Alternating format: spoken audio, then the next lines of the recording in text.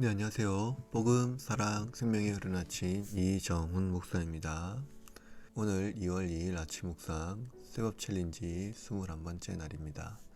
드디어 마지막 날입니다. 그간 수고 많으셨습니다. 말씀이 주는 유익이 너무나 큽니다. 마지막까지 겸손히 말씀을 경청하는 우리 모두가 됩시다. 오늘은 믿음으로 얻는 구원이라는 주제로 아침 묵상을 시작하겠습니다. 하나님께서 주시는 말씀은 마태복음 9장 18절에서 26절입니다. 예수께서 이 말씀을 하실 때에 한 관리가 와서 절하며 이르되 내 딸이 방금 죽었사오나 오셔서 그 몸에 손을 얹어주소서. 그러면 살아나겠나이다.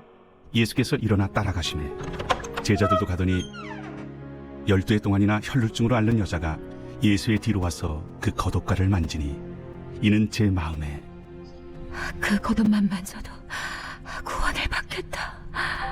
예수께서 돌이켜 그를 보시며 이르시되 딸아, 안심하라. 내 믿음이 너를 구원하였다. 하시니 여자가 그 즉시 구원을 받으니라. 예수께서 그 관리의 집에 가사 피리 부는 자들과 떠드는 무리를 보시고 물러가라. 이 소녀가 죽은 것이 아니라 잔다. 하시니 그들이 비웃더라.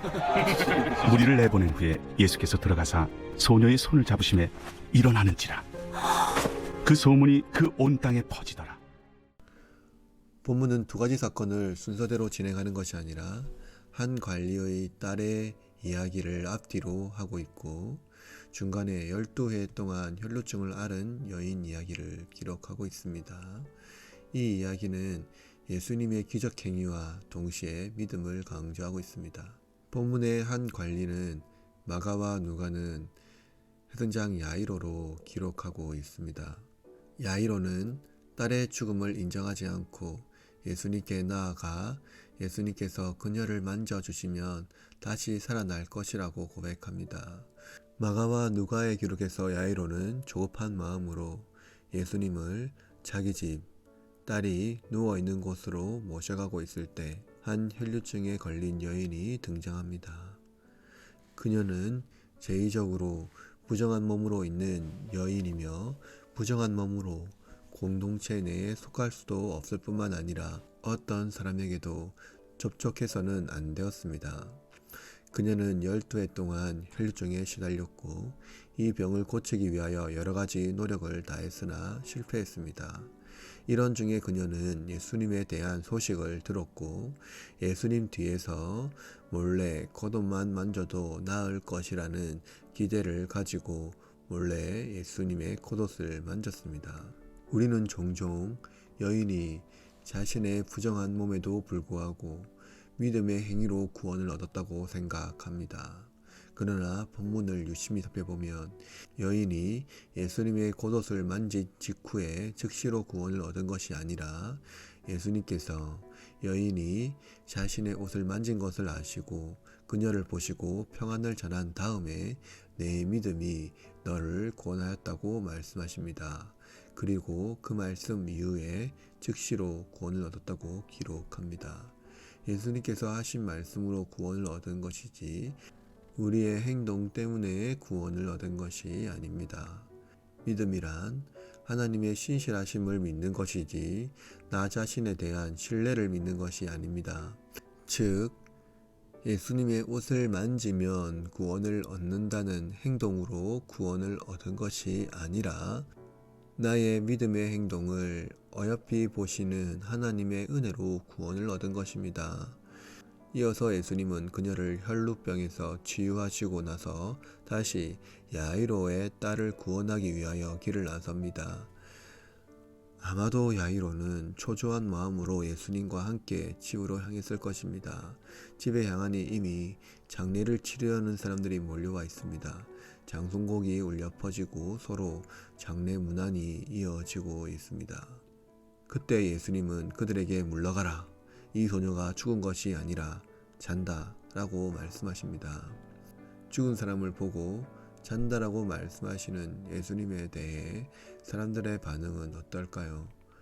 어이없는 웃음과 마치 미친 사람처럼 보는 시선까지 이상한 분위기가 연출되었을 것입니다. 그렇다면 그때 야이로의 반응은 어땠을까요? 주의 반응 때문에 포기하려는 마음이 있었을 것입니다.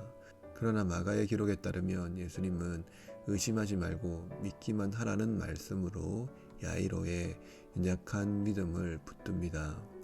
예수님은 야이로의 연약한 믿음이 시들지 않도록 야이로의 믿음을 꺾으려는 사람들을 몰아내고 그녀가 죽은 것이 아니라 잔다고 말씀하십니다. 예수님께서 잔다고 말씀하신 것, 그것은 아마도 영혼이 죽은 것이 아니라는 말씀일 것입니다. 예수님은 야이로의 딸의 손을 붙잡자 그녀가 즉시로 일어납니다. 이 이야기 속에서 두 명의 간절한 사람을 볼 수 있습니다.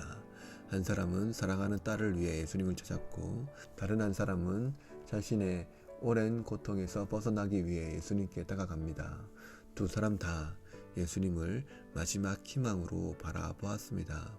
예수님은 단순히 기적을 행하는 분이 아닙니다. 예수님은 생명의 주인이십니다.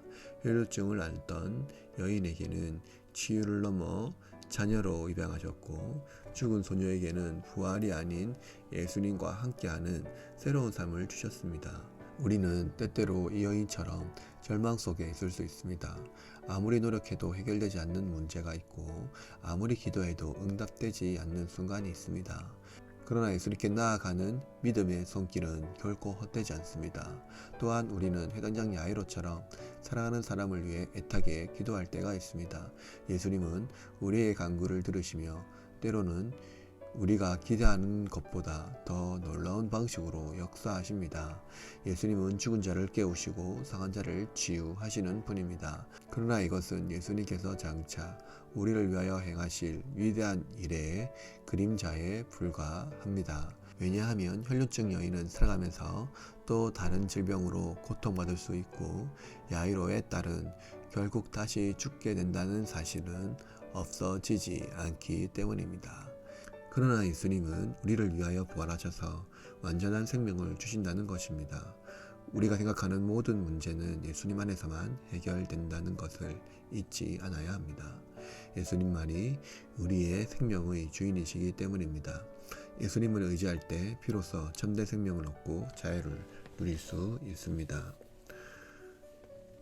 오늘은 흐르는 장로교회를 위해서 기도해 주시길 바랍니다. 말씀 위에 건강한 개혁교회로 성장하도록 등록교인이 생길 수 있도록 목사의 사역과 학업, 사모의 직장생활과 건강, 그리고 소자녀가 믿음 안에서 건강하게 성장할 수 있도록 기도해 주세요. 그리고 묵상한 내용으로 기도합시다. 다 같이 기도하겠습니다.